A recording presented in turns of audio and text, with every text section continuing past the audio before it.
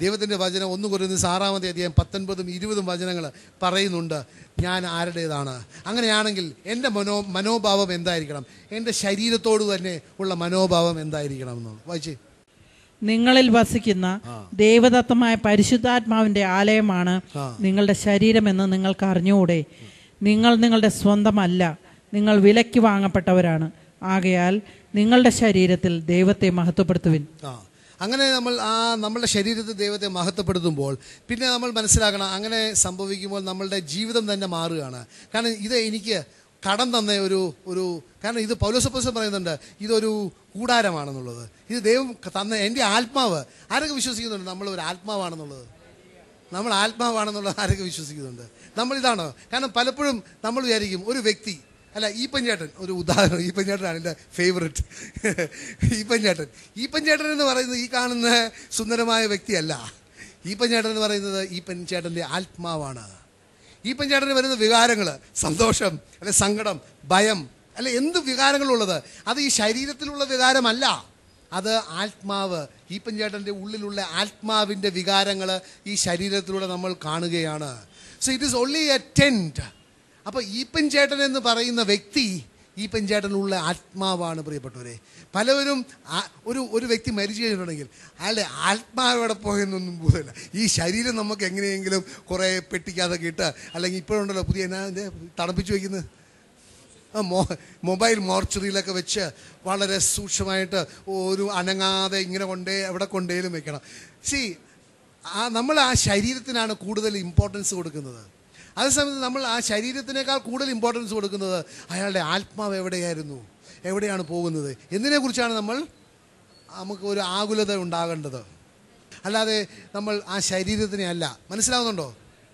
അപ്പോൾ നമ്മളുടെ ക്ഷേമം തന്നെ നോക്കുമ്പോൾ നമ്മൾ എപ്പോഴും ശരീരത്തിൻ്റെ ക്ഷേമത്തിനേക്കാൾ കൂടുതൽ ആത്മാവിൻ്റെ ക്ഷേമത്തിനെ കുറിച്ചാണ് നമ്മൾ നോക്കേണ്ടത്. ശരീരം നശിച്ചു പോകും, ആത്മാവ് നശിക്കുകയില്ല. ആത്മാവ് പക്ഷേ ഒരു സ്ഥലത്ത് വസിക്കും. ഒന്നെങ്കിൽ യേശു ക്രിസ്തുവിൻ്റെ കൂടെ നിത്യത അവിടെയായിരിക്കും, അല്ലെങ്കിൽ വേറൊരു സ്ഥലമുണ്ട് നിത്യത സ്പെൻഡ് ചെയ്യുവാനുള്ള. അവിടെ എക്സ്ട്രാ പോകുമ്പം ഇവിടെ പല്ലിന് സെറ്റൊക്കെ കൊണ്ടുപോകണം. നമുക്കറിയാമല്ലോ, നമ്മൾ വലിയ യാത്രയ്ക്ക് പോകുമ്പോൾ എക്സ്ട്രാ ഉടുപ്പും സാരിയൊക്കെ കൊണ്ടുപോലെ, അതുപോലെ പല്ല് കടിക്കാനായിട്ട് സെറ്റൊക്കെ കൊണ്ടുപോകണം. അവിടെ പല്ല് കടിയും വിലാപവും ഒക്കെ ആയിരിക്കും. നിത്യത എന്തായാലും ഉണ്ട്, പക്ഷേ എവിടെയാണ് നിത്യത നമ്മൾ സ്പെൻഡ് ചെയ്യുക എന്നുള്ളത് നോക്കണം. അപ്പോൾ നമ്മുടെ ആത്മാവിൻ്റെ ക്ഷേമത്തെക്കുറിച്ചാണ് നോക്കുക. അങ്ങനെ നമ്മൾ മനസ്സിലാക്കി കഴിയുമ്പോൾ നമ്മളുടെ ജീവിത രീതികളും നമ്മൾ ചിന്തിക്കുന്നതും നമ്മൾ പ്രവർത്തിക്കുന്നതും നമ്മളുടെ എല്ലാം വേറൊരു വ്യത്യസ്തമായ ഒരു രീതിയിലായിരിക്കും. കാരണം നമുക്കറിയാം 2 കൊരിന്ത്യർ 5-ാം 17 പറയുന്നുണ്ട്, എങ്ങനെയാണ് ഞാൻ ഒരു പുതിയൊരു സൃഷ്ടിയാകുകയാണ്, ഞാനൊരു പുതിയ സൃഷ്ടിയാകുകയാണ്. അപ്പോൾ എൻ്റെ പഴയ ജീവിതത്തിലുള്ള ആ ബെഞ്ച് മാർക്ക് അല്ലെ മാനദണ്ഡം പഴയ ജീവിതത്തിലുണ്ടായിരുന്ന ചില ബെഞ്ച് മാർക്സ് ഉണ്ടല്ലോ, ബെഞ്ച് മാർക്ക്, അളവുകോൽ എന്ന് പറയാം. അളവുകോലല്ല, ഇപ്പം പുതിയതായ ഒരു അളവുകോലിലാണ്, ദൈവത്തിൻ്റെ വചനത്തിൻ്റെ അടിസ്ഥാനത്തിലുള്ള അളവുകോലിലാണ് ഞാൻ ജീവിക്കുക. വായിച്ച്, ക്രിസ്തുവിലായിരിക്കുന്നവൻ പുതിയ സൃഷ്ടിയാണ്. പുതിയ സൃഷ്ടി എന്ന് പറഞ്ഞ് ഞാൻ പുതിയ സൃഷ്ടിയാണെന്ന്. ഞാൻ പുതിയ സൃഷ്ടി, പഴയത് കടന്നുപോയി, ഇതാ പുതിയത് വന്നു കഴിഞ്ഞു. പിന്നെയും ഗലാത്യർക്ക് ലേഖനം 6-ാം 15 പലപ്പോഴും നമ്മൾ ബാഹ്യമായ കാര്യത്തിലാണ് നമ്മൾ ശ്രദ്ധിക്കുന്നത്. പക്ഷെ വചനം എന്താ പറയുന്നത്? വായിച്ചേ. പരിച്ഛേദന കർമ്മം നടത്തുന്നതിലോ നടത്താതിരിക്കുന്നതിലോ കാര്യമില്ല. ഇന്ന് യേശു ക്രിസ്തുവിന്റെ ഒരു ശിഷ്യനാകുക എന്ന് പറയുന്നത് പല ഔട്ട്വേർഡ് സൈൻസിലാണ് ശ്രദ്ധിക്കുന്നത്. അവിടെ പറയുന്നത് പരിച്ഛേദന കർമ്മം നടത്താതിരിക്കുന്നതിലോ കാര്യമില്ല. പക്ഷെ കാര്യമുള്ളൊരു കാര്യമുണ്ട്, പുതിയ സൃഷ്ടിയാവുക എന്നതാണ് പരമപ്രധാനം. പുതിയ സൃഷ്ടിയാവുക എന്നാണ് പ്രധാനപ്പെട്ട ഒരു കാര്യം. അപ്പോൾ നമ്മൾ മനസ്സിലാക്കണം ഏതാണ് നമുക്ക് ഇമ്പോർട്ടൻറ്റ്, ഏതാണ് പ്രധാനപ്പെട്ട കാര്യം എന്നുള്ളത് നമുക്ക് മനസ്സിലാക്കണം. Sometimes what happens is we make ചെറിയ തിങ്സ്, സ്മോൾ തിങ്സ് നമ്മൾ വലുതാക്കും. വലിയ കാര്യങ്ങൾ നമ്മൾ മറന്നുപോകും ചെയ്യുവാനായിട്ട്. പിന്നെ നമുക്ക് ദൈവത്തിൻ്റെ വചനത്തോട് നോക്കുകയാണെങ്കിൽ ഗലാത്യർക്ക് ലേഖനം 2-ാം 20 പറയുന്നുണ്ട്, ഞാൻ യേശു ക്രിസ്തുവിനെ സ്വീകരിച്ചു കഴിഞ്ഞിട്ട് എനിക്കൊരു പുതിയൊരു ജീവിത അനുഭവത്തിലൂടെ ഞാൻ പോകുമ്പോൾ നമുക്കറിയാം ദൈവത്തിൻ്റെ വചനം പറയുന്നുണ്ട്, if you are in the likeness of his death you are also in the likeness of his resurrection. ഞാൻ യേശു ക്രിസ്തുവിനോട് മരണത്തിൽ ഐക്യപ്പെട്ടിട്ടുണ്ടെങ്കിൽ ഞാൻ യേശു ക്രിസ്തുവിൻ്റെ പുനരുത്ഥാനത്തിലും ഐക്യപ്പെട്ടവനാണ്. അങ്ങനെയുള്ള വ്യക്തി എന്താണ് പറയുക? ഗലേഷ്യൻസ് 2:20 പറയുന്നുണ്ട്, ഞാൻ ക്രിസ്തുവിനോടുകൂടെ ക്രൂശിതനായിരിക്കുന്നു. ഇനിമേൽ ഞാനല്ല ജീവിക്കുന്നത്, ക്രിസ്തുവാണ് എന്നിൽ ജീവിക്കുന്നത്. എന്റെ ഇപ്പോഴത്തെ ഐഹിക ജീവിതം എന്നെ സ്നേഹിക്കുകയും എനിക്ക് വേണ്ടി തന്നെ തന്നെ ബലിയർപ്പിക്കുകയും ചെയ്ത ദൈവപുത്രനിൽ വിശ്വസിച്ചുകൊണ്ടുള്ള ജീവിതമാണ്. ദൈവപുത്രനിൽ വിശ്വസിച്ചുകൊണ്ടുള്ള ഒരു ജീവിതമാണ്. അപ്പോൾ നമ്മൾ മനസ്സിലാക്കണം, അങ്ങനെ യേശു ക്രിസ്തുവിനോട് ഞാൻ മരണത്തിൽ ഐക്യപ്പെട്ടിട്ടുണ്ടെങ്കിൽ ഞാൻ തീർച്ചയായിട്ടും യേശു ക്രിസ്തുവിന്റെ പുനരുത്ഥാനത്തിലും പങ്കാളിയാകും. അപ്പോൾ I will be A new creation. അപ്പോൾ പിന്നെ എൻ്റെ ചിന്താഗതിയും എൻ്റെ മനോഭാവവും എന്നെ ആകർഷിക്കുന്ന കാര്യങ്ങളും എല്ലാം മാറും. കാരണം ഞാൻ ചിന്തിക്കുന്നത് ആര് ചിന്തിക്കുന്ന പോലെ ആയിരിക്കും? യേശു ചിന്തിക്കുന്നത് പോലെ ആയിരിക്കും. ഞാൻ പ്രവർത്തിക്കുന്നത് ആര് പ്രവർത്തിക്കുന്ന പോലെ ആയിരിക്കും? യേശു പ്രവർത്തിക്കും. ഞാൻ സംസാരിക്കുന്നത് ആര് സംസാരിക്കുന്ന പോലെ ആയിരിക്കും? യേശു സംസാരിക്കുന്ന പോലെ ആയിരിക്കും. See, that is a change that should take place. അതുകൊണ്ടാണ് പറയുന്നത്, ദൈവത്തിൻ്റെ വചനം യോഹന്നാന്റെ സുവിശേഷം 3-ാമത്തെ അധ്യായം 3-5 വചനങ്ങൾ പറയുന്നില്ലേ? എന്താ പറയുന്നത്? സത്യം സത്യമായി ഞാൻ നിങ്ങളോട് പറയുന്നു അല്ലേ? അവിടെ ഒരു സത്യമല്ല 2 സത്യം പറഞ്ഞിട്ടുണ്ട്. He is saying how important it is to be born again. To be born again. ഈ born again എന്ന് പറയുന്നത് പിന്നെ മനസ്സിലാക്കണം. must get into your head. born again എന്ന് പറയുന്നത് ഒരു വിഭാഗമല്ല. born again എന്ന് പറയുന്നത് CSIയോ മർത്തോമയോ കത്തോലിക്കനോ covenant പീപ്പിളോ അല്ല. born again is a person who has died once. യേശു ക്രിസ്തുവിനോട് കൂടി മരിച്ചവനാണ് born again. പറയുന്നത് മനസ്സിലാകുന്നുണ്ടോ? അവന് മാത്രമേ സ്വർഗരാജ്യത്തിലോട് പ്രവേശിക്കാൻ പറ്റുള്ളൂ. അല്ലാതെ ഏത് ഒരു സഭയുടെ അംഗമായതുകൊണ്ട് സ്വർഗരാജ്യം കാണുക പോലും ഇല്ലായിരിക്കും. പലരും വിചാരിക്കുന്നുണ്ട് ഈ സഭയിലാണ് രക്ഷ, ആ വ്യക്തിയുടെ പുറകെ പോയാലാണ് രക്ഷ. ഒരേ വ്യക്തിയുടെ പുറകെ പോയാലേ രക്ഷയുള്ളൂ. അവൻ്റെ പേരാണ് യേശു ക്രിസ്തു. ഹല്ലേലൂയ. അവന് മാത്രമേ രക്ഷിക്കുവാൻ പറ്റുകയുള്ളൂ. പിന്നെ നമുക്ക് വചനത്തോട് നോക്കുകയാണെങ്കിൽ നമുക്കറിയാം, യോഹന്നാന്റെ സുവിശേഷം 8-ാമത്തെ അധ്യായം 32-ാമത്തെ വചനം, John 8:32 എന്ന് വായിക്കോ. നമുക്കറിയാം, അപ്പോൾ പുതിയ സൃഷ്ടിയാകാണ്, പുതിയ സത്യങ്ങൾ കേൾക്കുകയാണ്. പുതിയ സത്യങ്ങളല്ല, സത്യമൊന്നാ, സോറി, പുതിയ സത്യമില്ല, പുതിയ സത്യമില്ല കേട്ടോ. The character of truth is that it is unchanging.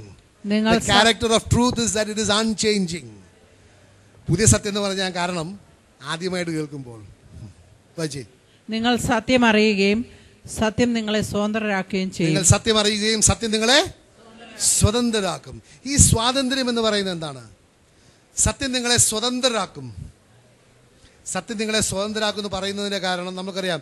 കൊരിന്ത്യർ ലേഖനത്തിൽ പൗലോസ് അപ്പോസ്തലൻ പറയുന്നുണ്ട്, whenever മോശ എപ്പോഴോ വായിക്കപ്പെടുന്നത്, അപ്പോൾ നിങ്ങളുടെ ഇവിടെ ഒരു മൂടുപടമുണ്ട്. ആ മൂടുപടം കാരണം വായിക്കുന്നതൊന്നും നിങ്ങൾക്ക് മനസ്സിലാകുന്നില്ല. പക്ഷെ ആ മൂടുപടം മാറും എപ്പോഴാണ്? യേശുവിലേക്ക് തിരിയുമ്പോൾ. ദൈവത്തിൻ്റെ സത്യവചനം കേൾക്കുമ്പോൾ നിങ്ങൾക്കുണ്ടായിരുന്ന മൂടുപടങ്ങൾ എല്ലാം പോകും. അപ്പോൾ നിങ്ങൾക്ക് സത്യം മനസ്സിലാക്കുവാൻ പറ്റും. പക്ഷേ this freedom that you are talking of, John 8:32 പറയുന്നത്, നിങ്ങൾ സത്യം അറിയുകയും സത്യം നിങ്ങളെ സ്വതന്ത്രരാക്കും എന്ന് പറയുന്നത്, ആ സ്വാതന്ത്ര്യം ഈസ് ടു ചൂസ്, തിരഞ്ഞെടുക്കുവാനുള്ള ഒരു സ്വാതന്ത്ര്യം. കാരണം മുമ്പ് നിങ്ങളുടെ കണ്ണുകൾ മൂടിയിട്ടിരിക്കുകയായിരുന്നു. മരണവും ജീവനും കാണാൻ പറ്റുകയില്ലായിരുന്നു, കാരണം അറിയില്ലായിരുന്നു. പറയുന്നത് മനസ്സിലാകുന്നുണ്ടോ? അനുഗ്രഹവും ശാപവും കാണാൻ പറ്റുകയില്ലായിരുന്നു, അതെന്താണെന്ന് മനസ്സിലാക്കാൻ പറ്റുകയില്ലായിരുന്നു. കാരണം ഒരു മൂടുപടം ഉണ്ടായിരുന്നു. യേശു ക്രിസ്തുവിലേക്ക് തിരിച്ചപ്പോൾ മൂടുപടം മാറി, കാണാൻ പറ്റുന്നു. സത്യം ഏതാണെന്നും നുണയേതാണെന്നും ജീവൻ ഏതാണെന്നും മരണം ഏതാണെന്നും അനുഗ്രഹം ഏതാണെന്നും ശാപം ഏതാണെന്നും കാണുവാൻ പറ്റി. That is a freedom. പക്ഷെ തിരഞ്ഞെടുക്കുന്നത് വചനമല്ല, തിരഞ്ഞെടുക്കുന്നത് നിങ്ങൾ തന്നെ തിരഞ്ഞെടുക്കണം. അതാണ് നിയമാവർത്തന പുസ്തകത്തിൽ പറയുന്നത്, I place before you death and life. I place before you curses and blessings. Choose life. Choose life. ഞാൻ സത്യം കേട്ടിട്ടുണ്ടെങ്കിൽ, ഞാൻ ഓട്ടോമാറ്റിക്കായിട്ട് ഞാൻ ജീവിച്ചിട്ടുണ്ടെങ്കിൽ അവിടെ ചൂസ് എന്ന് പറയേണ്ട ആവശ്യമില്ലല്ലോ. ഉണ്ടോ? ഇല്ല. ആ സ്വാതന്ത്ര്യം is to take a decision. ഇന്ന് യേശു ക്രിസ്തുവിന് വേണ്ടി എത്ര പേര് ഡിസിഷൻ എടുക്കുന്നുണ്ട്? സത്യം അറിഞ്ഞിട്ട് പോലും ഡിസിഷൻ എടുക്കാൻ പറ്റാത്തവരാണ് ഭൂരിഭാഗം ആൾക്കാരും. അവരൊരിക്കലും ദൈവത്തിൻ്റെ വചനം നിഷേധിക്കാൻ പറ്റിയല്ല. കാരണം ദൈവത്തിൻ്റെ വചനം ഇസ് ട്രൂത്ത്. ഒരാൾക്കും ദൈവത്തിൻ്റെ വചനം നിഷേധിക്കാൻ പറ്റിയല്ല. പക്ഷേ സത്യം അറിഞ്ഞിട്ട് അത് അംഗീകരിക്കാതിരിക്കാം. That is a freedom. പറയുന്നത് മനസ്സിലാവുന്നോ പ്രിയപ്പെട്ടവരെ? The freedom is a freedom of choice. ഞാൻ സത്യം പറഞ്ഞിട്ടും, കാരണം ഇന്ന് തന്നെ ഞാൻ ഒരു സഹോദരനായിട്ട് സംസാരിക്കുകയായിരുന്നു. പറയുന്നതെല്ലാം മനസ്സിലാവുന്നുണ്ട്, അംഗീകരിക്കുന്നുണ്ട്, പക്ഷെ പറ്റുകയില്ല. കാരണം എന്താണ്? കുടുംബത്തിലുള്ള പ്രഷർ, സമൂഹത്തിലുള്ള പ്രഷർ. ആ വ്യക്തിയുടെ മുമ്പിലാണ് സത്യം വെച്ചിരിക്കുന്നത്. Choice. You have to take a choice. ഞാൻ ആ വ്യക്തിയോട് പറഞ്ഞു, നല്ലതാണ്, കുടുംബമുണ്ട്, സമൂഹമുണ്ട്, വീട്ടുകാരുണ്ട്, നാട്ടുകാരുണ്ട്. പക്ഷെ മരിച്ചു കഴിഞ്ഞിട്ട് യേശു ക്രിസ്തുവിനെ ഞാൻ ആ സിംഹാസനത്തിൽ മുമ്പിൽ നിൽക്കുമ്പോൾ അവിടെ കൂട്ടുകാരും കാണുകയില്ല, വീട്ടുകാരും കാണുകയില്ല, സമൂഹവും കാണുകയില്ല. You will be all alone before God. You will be all alone before God. നിങ്ങൾ പ്രീതി തേടിയ വ്യക്തികളും നിങ്ങൾ ഭയപ്പെട്ട വ്യക്തികളും ഒന്നും നിങ്ങളുടെ കൂടെ കാണുകയില്ല. നിങ്ങൾ മാത്രമേ ആ ന്യായസിംഹാസനത്തിന് മുമ്പിൽ, ദൈവത്തിൻ്റെ മുമ്പിൽ കണക്ക് കൊടുക്കാൻ നിൽക്കുകയുള്ളൂ. I told him that. നിങ്ങൾ ഓരോന്നും കേൾക്കണം കേട്ടോ. See, our God is a just God and He is a justifier who has faith in Him. ഈ സത്യം മനസ്സിലാക്കണം. He is just. ദൈവത്തിൻ്റെ വചനം അനുസരിക്കാതെ അത് നിഷേധിച്ചിട്ടുണ്ടെങ്കിൽ you will be punished. മരിച്ചു കഴിഞ്ഞിട്ട് കുറെ പ്രാർത്ഥനയിലിട്ടൊന്നും കാര്യമില്ല പ്രിയപ്പെട്ടവരെ. അതൊക്കെ കുറെ പേര് പൈസ ഉണ്ടാക്കും. I am telling you the truth. You take the choice. ആരുടെ മുമ്പിലാണ് എനിക്ക് നിൽക്കേണ്ടത്? മനുഷ്യൻ്റെ മുമ്പിൽ നിന്നിട്ട് അവരുടെ പ്രീതി തേടണോ? അല്ല മനുഷ്യൻ്റെ മുമ്പിൽ നിന്നിട്ട് അവൻ്റെ ഭയത്തിൻ്റെ ഉള്ളിൽ ഓടിപ്പോണോ? അതോ ദൈവത്തിൻ്റെ സിംഹാസനത്തിന് മുമ്പിൽ നിന്ന് വളരെ വിത്ത് കോൺഫിഡൻസ് പൗലോസ് അപ്പോസ്തലൻ പറയുന്നത് പോലെ I have fought a good fight, I have finished the race and I have kept my faith and there is now for me a crown of righteousness എന്ന് കോൺഫിഡൻസോട് കൂടി പറയാൻ പറ്റണോ പ്രിയപ്പെട്ടവരെ? That is Christian life. That is Christian life. The confidence that when you die that you're going to be with Jesus. അതാണ് confidence, അതാണ് സന്തോഷം, അതാണ് ആത്മാവിൻ്റെ ഫലം. എന്താ സന്തോഷം, ആനന്ദം ഒക്കെ. അല്ലാതെ നാട്ടുകാരെ പേടിച്ചും വീട്ടുകാരെ പേടിച്ചും ഒക്കെ നിൽക്കുന്നതല്ല പ്രിയപ്പെട്ടവരെ. കുറച്ച് ഒരു ഫോൾസ് സെൻസ് ഓഫ് ഒരു കംഫർട്ട് കിട്ടും. വീട്ടുകാരെന്നെ ഓടിച്ചില്ല, പാർട്ടിക്ക് ചെന്നപ്പോൾ സംസാരിച്ചു. ഹലോ, പറയുന്നത് മനസ്സിലാകുന്നുണ്ടോ? യേശു ക്രിസ്തുവിനെ ഫോളോ ചെയ്യുന്നവർക്ക് പലർക്കും പറ്റുന്നതാണ്. വല്ല ഒരു പബ്ലിക് ഫംഗ്ഷൻ പോയാൽ അവർ നിങ്ങളെ കണ്ടാൽ എന്തോ എലിപ്പനിയുള്ളവരെ അതുപോലെ അവിടെ തോടും. പ്രിയപ്പെട്ടവരെ, നാട്ടുകാരും വീട്ടുകാരും ഉപേക്ഷിച്ചാലും നമ്മുടെ നല്ലവനായ ദൈവം ഉപേക്ഷിക്കുകയില്ല.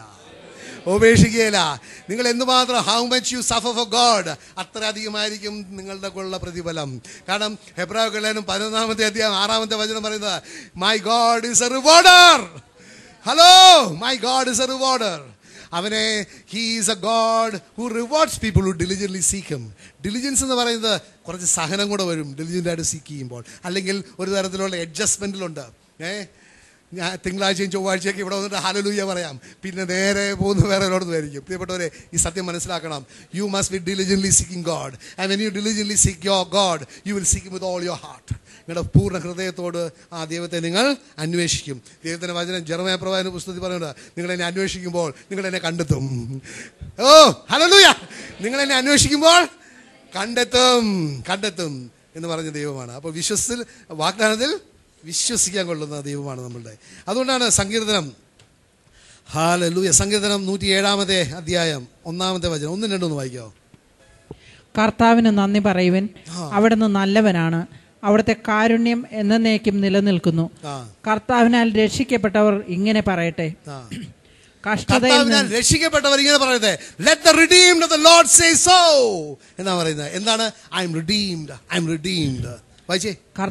കഷ്ടതയിൽ നിന്ന് അവിടുന്ന് അവരെ രക്ഷിച്ചു.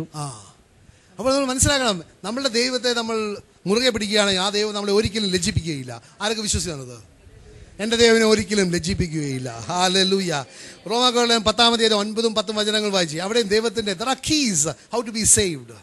സാൽവേഷൻ. ഞാൻ നേരത്തെ പറഞ്ഞതുപോലെ നമ്മളുടെ ദൈവം ഈ ഒളിച്ചു കളിക്കാൻ വന്ന ദൈവമല്ല. ഹലോ, നമ്മളുടെ പിള്ളേരായിരുന്നപ്പോൾ ഹൈഡ് ആൻഡ് സീക്ക് കളിക്കുകയല്ലേ അല്ലേ? അവിടെ ഒളിക്കും, ഇവിടെ വരുമ്പോൾ അങ്ങോട്ട് ഓടും. അപ്പോൾ പലർക്കും രക്ഷ ഹൈഡ് ആൻഡ് സീക്കാണ്. അങ്ങോട്ട് പോകും, അവിടെ രക്ഷയുണ്ടോ ഇവിടെ രക്ഷയുണ്ടോ? യേശു ക്രിസ്തു പറയുന്നത് രക്ഷപ്പെടാനുള്ള മാർഗങ്ങൾ പറഞ്ഞു തരിക. വായിച്ചേ. യേശു കർത്താവാണെന്ന് ആദരം കൊണ്ട് ഏറ്റുപറയുകയും ദൈവം അവനെ മരിച്ചവരിൽ നിന്ന് ഉയർപ്പിച്ചുവെന്ന് ഹൃദയത്തിൽ വിശ്വസിക്കുകയും ചെയ്താൽ നീ രക്ഷ പ്രാപിക്കും.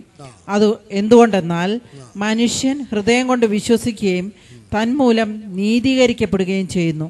അവൻ അധരം കൊണ്ട് ഏറ്റുപറയുകയും തന്മൂലം രക്ഷ പ്രാപിക്കുകയും ചെയ്യുന്നു. അപ്പോൾ ആ നീതീകരിക്കപ്പെടുന്നത് നമ്മളുടെ നീതിയിലാണോ അതോ ആരുടെ നീതിയിലാ? യേശുവിൻ്റെ നീതി. ആ നീതിയെക്കുറിച്ച് ദൈവത്തിൻ്റെ വചനത്തിൽ എവിടെ പറയുന്നത്? നമ്മളോട് ഏറ്റവും നന്നായിട്ട് പറയുന്നത്, ഏറ്റവും വളരെ നമുക്ക് ശരിക്കും മനസ്സിലാക്കാൻ പറ്റുന്ന തരത്തിൽ പറയുന്നത് എവിടെയാണ്? 2 കൊരിന്ത്യർ 5-ാം അധ്യായം 21-ാമത്തെ വചനം വായിച്ച് കേൾക്കണം. He who knew no sin was made sin for us that we might become the righteousness of God in him. അവനിൽ നമുക്ക് നമ്മളുടെ സ്വന്തം നീതി കൊണ്ട് ഒന്നും തേടുക പറ്റുകയില്ല. ദൈവത്തിന്റെ വചനം പറയും നിങ്ങളുടെ നീതി എങ്ങനെയാണ്? Like rags. എന്താ നമ്മുടെ കൈക്കുള്ള തുണിയില്ലേ, അല്ലേ? അടുക്കളയിലെ തുണിയില്ലേ, അല്ല നിലം തുടയ്ക്കാൻ ഉപയോഗിക്കുന്ന തുണിയില്ലേ, അതുപോലെയാണ് നിങ്ങളുടെ നീതി. വായിച്ചേ. അവനിൽ നാം എല്ലാവരും ദൈവത്തിന്റെ നീതിയാകേണ്ടതിന് പാപം അറിയാത്തവനെ ദൈവം നമുക്ക് വേണ്ടി പാപമാക്കി. ഇതിൽ കൂടുതൽ ദൈവത്തിന്റെ സ്നേഹം എന്താണെന്ന് പറയാൻ പറ്റുമോ പ്രിയപ്പെട്ടവരെ? പാപം അറിയാത്തവനെ. അതാരാണ്? വെറുതെ വഴിയെ പോയ യേശുവിന്റെ കുരിശു ചുമന്നവരാ?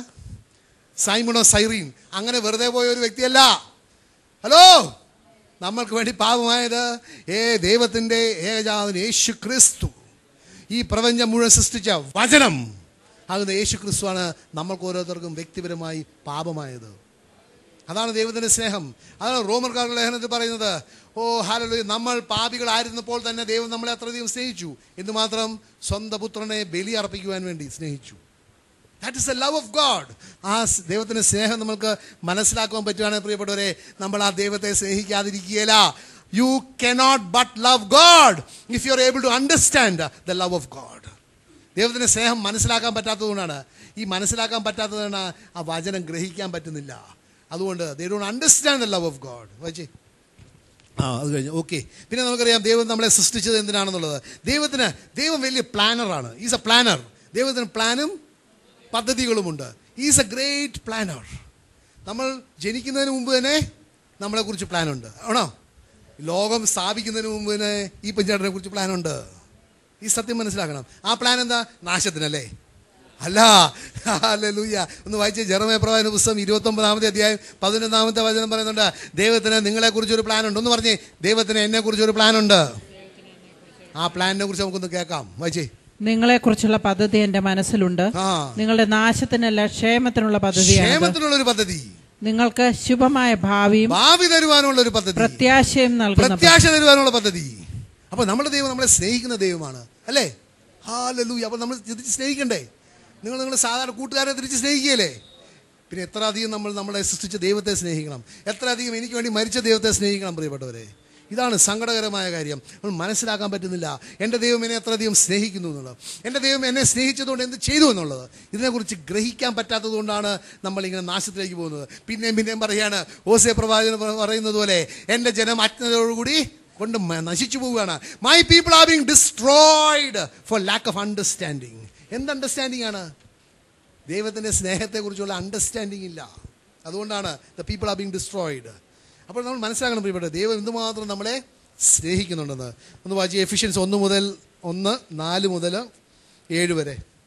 തന്റെ മുമ്പാകെ സ്നേഹത്തിൽ പരിശുദ്ധരും നിഷ്കളങ്കരുമായിരിക്കാൻ ലോകസ്ഥാപനത്തിന് മുമ്പ് തന്നെ അവിടുന്ന് നമ്മെ ക്രിസ്തുവിൽ തിരഞ്ഞെടുത്തു. അപ്പൊ ദൈവത്തിന് ലോകം സ്ഥാപിച്ചതിന് മുമ്പ് തന്നെ നമ്മൾ ഓരോരുത്തരെ കുറിച്ച് വ്യക്തിപരമായ ഒരു പ്ലാൻ ഉണ്ട്. ആ പ്ലാന് നമ്മളുടെ ക്ഷേമത്തിന് വേണ്ടിയാണ്. അത് നമ്മൾക്കൊരു പ്രത്യാശ തരുന്നതിന് വേണ്ടിയാണ്. അത് നമ്മളുടെ നന്മയ്ക്ക് വേണ്ടി ഒരു പ്ലാനാണ്. അതാണ് ദൈവത്തിന്റെ സ്നേഹം. ബാക്കി വെച്ച് യേശു ക്രിസ്തു വഴി നാം അവിടുത്തെ പുത്രരായി ദത്തെടുക്കപ്പെടണമെന്ന്. ആ പ്ലാനിലെ ഏറ്റവും വലിയ, നമുക്കറിയാമല്ലോ, ചിലപ്പോൾ ചില കേക്കൊക്കെ ഉണ്ടാക്കുമ്പം ഏറ്റവും നല്ല സാധനം മുകളിലായിരിക്കും, അല്ലേ? ഐസിങ് ഒക്കെ നല്ല മധുരമുള്ളത്. അതിൽ ഏറ്റവും നല്ലതെന്താണ്? ദൈവത്തിൻ്റെ മകളാകുവാനുള്ള ആ എഡോപ്ഷൻ, ആ റൈറ്റ് ഓഫ് എഡോപ്ഷൻ. അതാണ്. ഒന്നും കൂടെ വായിച്ചു. യേശു ക്രിസ്തു വഴി നാം അവിടുത്തെ പുത്രരായി ദത്തെടുക്കപ്പെടണമെന്ന് അവിടുന്ന് തന്റെ ഹിതവും ലക്ഷ്യവും അനുസരിച്ച് മുൻകൂട്ടി തീരുമാനിച്ചു. That is a cake. That is a cherry in the നമുക്കറിയാം, അല്ലേ? ചില പുഡിങ്ങിനൊക്കെ ഏറ്റവും നല്ലതുണ്ടല്ലോ, അല്ലേ? That is the best part of the plan. പിന്നെ നമുക്ക് പ്ലാൻ്റെ അടിയിലോട്ട് വരുമ്പോൾ നമ്മളുടെ ആത്മീയ മേഖലയിലും ശാരീരിക മേഖലയിലും എല്ലാ മേഖലയിലും പ്ലാൻ ഉണ്ട്. But the culmination of the most precious plan is that we should be able to become sons and daughters of God through Jesus Christ. That is his plan. പിന്നെ വായിച്ചേ. അവിടുന്ന് ഇപ്രകാരം ചെയ്തത് തന്റെ പ്രിയപ്പെട്ടവനിലൂടെ നമ്മിൽ ചൊരിഞ്ഞ തന്റെ കൃപയുടെ മഹത്വത്തിനും പുകഴ്ചയ്ക്കും വേണ്ടിയാണ്. അതുകൊണ്ട് ഇത് ചെയ്ത് ഈ പ്ലാൻ ഉണ്ടാക്കിയത് യേശു ക്രിസ്തുവിന് ഞാൻ വലുതാവുമ്പോൾ, ഞാൻ ജനിച്ച് ഇവിടെ വരുമ്പോൾ ഞാൻ കുറെ നല്ല പ്രവൃത്തികൾ ചെയ്യും, അല്ലേ? അതുകൊണ്ട് അല്ലേ ഒരു പ്രതിഫലമായിട്ട് എനിക്ക് കൊടുക്കാം, അല്ലേ? ഞാൻ കുറെ ഷെൽട്ടറൊക്കെ പണിയും. ഹലോ, അല്ലേ? അല്ല, അവന്റെ കൃപ. വായിച്ചേ ഒന്നും കൂടെ. അവിടുന്ന് ഇപ്രകാരം ചെയ്തത് ആ തന്റെ പ്രിയപ്പെട്ടവനിലൂടെ ആ നമ്മിൽ ചൊരിഞ്ഞ തന്റെ കൃപയുടെ ആ മഹത്വത്തിനും പുകഴ്ചയ്ക്കും വേണ്ടിയാണ്. ആ അവിടുത്തെ കൃപയുടെ സമൃദ്ധിക്കൊത്ത് ആ നമുക്ക് ക്രിസ്തുവിൽ പാപമോചനവും അവന്റെ രക്തം വഴി രക്ഷയും കൈവന്നിരിക്കുന്നു. അപ്പൊ ആര് വഴിയാണ് രക്ഷ? യേശു ക്രിസ്തു. അപ്പൊ യേശു ഏകരക്ഷനാണോ? അതെ അപ്പൊ അങ്ങനെ അല്ലാന്ന് പറയുന്നത് തെറ്റാണോ? അതെ. വല്ലതും നിങ്ങളോട് പറഞ്ഞിട്ടുണ്ടെങ്കിൽ നിങ്ങൾ അത് എഴുന്നേറ്റ് ഒന്ന് പറയൂ, അങ്ങനെയല്ല വചനത്തിൽ നിന്നുള്ള പറയുമോ? പറയാം. Hallelujah, praise the Lord. പറയണം പ്രിയപ്പെട്ടവർ, ദൈവത്തിൻ്റെ വചനത്തിന് വിരുദ്ധമായിട്ടുള്ളതാണ്. കാരണം രക്ഷ യേശു ക്രിസ്തുവിലൂടെ മാത്രമാണ്. അവൻ മാത്രമേ നിങ്ങൾക്കും എനിക്കും വേണ്ടി മരിച്ചിട്ടുള്ളൂ. വേറെ ഒരു വ്യക്തിയും മരിച്ചിട്ടില്ല. പലവരും നമ്മളോടുകൂടി സഹപതിക്കും, maybe they are sorry, പക്ഷെ ആരും മരിച്ചിട്ടില്ല. നമ്മൾക്ക് വേണ്ടി മരിച്ച ഒരേ ഒരു വ്യക്തി യേശു ക്രിസ്തുവാണ്. ഹല്ലേലൂയ. അപ്പോൾ നമ്മൾ മനസ്സിലാക്കേണ്ട വലിയ സത്യം ഇതാണ് പ്രിയപ്പെട്ടവരെ, നമ്മൾ ആ യേശു ക്രിസ്തുവിൻ്റെ നമ്മൾക്ക് വേണ്ടിയുള്ള മരണത്തെ നമ്മൾ നിഷേധിക്കുകയാണെങ്കിൽ നമ്മൾ യേശു ക്രിസ്തുവിൻ്റെ കുരിശ് മരണം തന്നെയാണ് നമ്മൾ നിഷേധിക്കുന്നത്, അല്ലേ? കാരണം നമ്മൾ രക്ഷ പ്രവൃത്തികളിലൂടെ ഉണ്ട് എന്ന് പറയുകയാണെങ്കിൽ, അല്ലെങ്കിൽ അത് വിശ്വസിക്കുകയാണെങ്കിൽ, അല്ലെങ്കിൽ അത് നമ്മൾ പഠിപ്പിക്കുകയാണെങ്കിൽ എന്താ സംഭവിക്കുന്നത്? നാം പറയുന്നത് എൻ്റെ രക്ഷയ്ക്ക് വേണ്ടി യേശു ക്രിസ്തു മരിക്കേണ്ട ആവശ്യമില്ലായിരുന്നു. അത് ഏറ്റവും വലിയ ഭോഷത്വമാണ് പറയുന്നത്. കാരണം ഭോഷത്വം എന്ന് പറയാൻ കാരണം ദൈവത്തിൻ്റെ വചനത്തിൽ തന്നെ പറയുന്നുണ്ട്, വിജ്ഞാനമില്ലാത്തത് കൊണ്ടാണ് അവർ യേശു ക്രിസ്തുവിനെ കൊണ്ട് കുരിശിൽ തറച്ചത്. പറയുന്നുണ്ടോ? ജ്ഞാനമില്ലാത്തത് കൊണ്ടാണ് അവർ മഹത്വത്തിൻ്റെ കർത്താവിനെ കൊണ്ട് കുരിശിൽ തറച്ചത്, അല്ലേ? 1 കൊരിന്ത്യർ 2-ാമത്തെ അധ്യായം 9-ാമത്തെ വചനം, 8 വായിച്ച്. ഈ ലോകത്തിന്റെ അധികാരികളിൽ ആർക്കും അത് ഗ്രഹിക്കാൻ സാധിച്ചില്ല. ജ്ഞാനം ഗ്രഹിക്കാൻ സാധിച്ചില്ല. സാധിച്ചിരുന്നെങ്കിൽ മഹത്വത്തിന്റെ കർത്താവിനെ അവർ കുരിശിൽ തറയ്ക്കുമായിരുന്നില്ല. അവർ ദൈവത്തിന്റെ പിതാവിന്റെ പ്ലാന് അവർ കപ്പൂട്ടാക്കിയേനെ, പിതാവിന്റെ പ്ലാനിന് അവർ പാര വെച്ചാനെ. പക്ഷെ അവർക്ക് ജ്ഞാനമില്ലായിരുന്നു. പ്രിയപ്പെട്ടവരെ, അതുകൊണ്ട് നമ്മളുടെ ജീവിതത്തിൽ സംഭവിച്ച ഏറ്റവും വലിയ കാര്യം എന്താണ്? നമ്മുടെ ജീവിതത്തിൽ സംഭവിച്ച ഏറ്റവും വലിയ കാര്യം എന്താണ്? യേശു അവരുടെ ഇത് പറഞ്ഞ പോലെ നമ്മൾ പാപവും മരണത്തിലോട്ട് പോകുന്നതിന് കാരണം എന്താണ്? വ്യക്തമായ പിതാക്കന്മാരുടെ പാരമ്പര്യത്തെ കയറി പിടിച്ചുകൊണ്ട്. അപ്പോൾ നമുക്ക് ഏറ്റവും വലിയ സംഭവിച്ചതെന്താണ്? അവരുടെ ഭോഷത്വം. ഹല്ലേലൂയ. നമ്മൾക്ക് സംഭവിച്ച ഏറ്റവും വലിയ കാര്യം, യേശു ക്രിസ്തു നിങ്ങൾക്കും എനിക്കും വേണ്ടി മരിച്ചു. അല്ലാതെ ഒരു വ്യക്തി പണ്ട് പറഞ്ഞ പോലെ, ഞാനും പിന്നെയും പറയുകയാണ്, ഇങ്ങനെ യേശു ക്രിസ്തുവിൻ്റെ മരണത്തെക്കുറിച്ച് ഇങ്ങനെ പറഞ്ഞ് വന്നിങ്ങനെ ഉണ്ടല്ലോ ഈ കഥ. ഈ ചിലവർക്ക് ഇങ്ങനെ ബിൽഡപ്പ് ദി സസ്പെൻസ് ബിൽഡപ്പ് ചെയ്ത് then they did the most unfortunate thing, they crucified him. The most unfortunate thing, they crucified him. The most fortunate thing, they crucified him. Because if they had not crucified him, if his blood was not shed, ലേവ്യരുടെ പുസ്തകത്തിൽ പറയുന്നുണ്ട്, എന്താണ്? Life is in the blood. ദൈവത്തിൻ്റെ നിയമം പറയുന്നുണ്ട്, പാപം ചെയ്തവന് പാപപരിഹാര ബലി വേണം. അപ്പോൾ യേശു ക്രിസ്തു എനിക്കും നിങ്ങൾക്കും വേണ്ടി മരിച്ചിട്ടില്ലായിരുന്നെങ്കിൽ നമ്മൾ ഇവിടെ ഒന്നും ഇരിക്കുകയില്ല പ്രിയപ്പെട്ടവരെ. നമ്മൾ നേരെ താഴോട്ട്, ഞാൻ പറഞ്ഞില്ലേ, സെറ്റായിട്ട് പോകണം, കുറേ സെറ്റായിട്ട് പോകണം. അവിടെ മാത്രം അവിടെയായിരിക്കും നമ്മൾ വസിക്കുക. So the greatest thing that God did, കാരണം ദൈവം, ഇറ്റ്സ് വെരി ട്രൂ. കാരണം എന്താണ്? യോഹന്നാന്റെ സുവിശേഷം 3-ാമത്തെ അധ്യായം 16-ാമത്തെ വചനം എന്താ പറയുന്നത്? God so loved the world that he gave his only begotten son, that whosoever believeth in him shall not perish but have everlasting life. He gave എന്ന് പറഞ്ഞ എന്താണ്? വെറുതെ ബെത്ലഹേമിൽ വന്ന് ഒരു കാലിത്തൊഴുത്തിൽ ജനിച്ച് അങ്ങനെ നമ്മളുടെ കൂടെ നിന്നാണോ? അല്ലെ കുറെ ആശാരിപ്പണി ചെയ്തെന്നാണോ? He gave as a sacrifice on the cross. He gave as a sacrifice on the cross. അതാണ്. Because he loved you and me so much. യോഹന്നാന്റെ സുവിശേഷത്തിൽ പറയുന്നുണ്ട് 17-ാമത്തെ അധ്യായത്തിൽ, God loves you as much as he loves Jesus. അത് വിശ്വസിക്കാൻ ആരൊക്കെയുണ്ട്? God loves you and me as much as he loves Jesus. കാരണം എന്താണ്? അതിന് കാരണം എന്താ? ഹല്ലേലൂയ. നമ്മൾ മക്കളാണ്. എൻ്റെ ചേട്ടൻ്റെ പേരാണ് യേശു ക്രിസ്തു എന്ന് പറഞ്ഞേ. എൻ്റെ ചേട്ടൻ്റെ പേരാണ് യേശു ക്രിസ്തു. ഇതൊക്കെ ബ്ലാസ്ഫമി ഒന്നും അല്ല കേട്ടോ, വചനമാണ്. Says that he shall be the first among many brethren. He shall be the first among many brethren. റോമാലേഖനം 8-ാമത്തെ അധ്യായം 17-ാമത്തെ വചനത്തിൽ പറയുന്നുണ്ട്, you are co-heirs with Christ. Co-heirs. ആർക്കാ co-heir ആവുന്നത്? എനിക്ക് ഇപ്പം ചേട്ടൻ്റെ വീട്ടിലെ പങ്ക് വേണമെന്ന് പറയാൻ പറ്റുമോ? കണ്ടോ, ഏന്ന് പറഞ്ഞു കഴിഞ്ഞു പുള്ളി, ഏന്ന് പറഞ്ഞു. കാരണം എന്താ, ഈ പെഞ്ഞേട്ടൻ്റെ മകനല്ലേ ഞാൻ, വെരി സിമ്പിൾ അല്ലേ? ഈ പെഞ്ഞേട്ടൻ്റെ മകൻ, ഈ പെഞ്ഞേട്ടനെ അറിയാം, ഭയങ്കര സ്നേഹമാണ്. പക്ഷെ സ്വത്തിൻ്റെ ഭാഗം വരുമ്പോൾ ഈ പെഞ്ഞേട്ടൻ ഏതെന്നെ പറയും. കാരണം എന്താ, ഈ പെഞ്ഞേട്ടൻ്റെ മകനല്ല, വെരി ക്ലിയർ. വായിച്ചേ. പക്ഷെ മക്കളാവുന്നവർക്ക് ഒരു വാഗ്ദാനമുണ്ട്. വായിച്ചേ. ദൈവാത്മാവിനാൽ നയിക്കപ്പെടുന്നവരെല്ലാം ദൈവത്തിന്റെ പുത്രന്മാരാണ്. 17 നാം മക്കളെങ്കിൽ അവകാശികളുമാണ്. അവകാശികൾ. ഞാൻ പറഞ്ഞേ, ഞാൻ അവകാശിയാണെന്ന്. സ്വർഗരാജ്യത്തിന്റെ അവകാശിയാണ്. കാരണം എന്താണ്? വായിച്ചേ. ദൈവത്തിന്റെ അവകാശികളും ക്രിസ്തുവിന്റെ കൂട്ടവകാശി. See, this is the love of God. ദൈവം എന്താണ്? നമ്മളെ സൃഷ്ടിയാണ്, നമ്മൾ സൃഷ്ടികളാണ്. ആ സൃഷ്ടികളെ അത്രയധികം സ്നേഹിക്കുകയാണ്.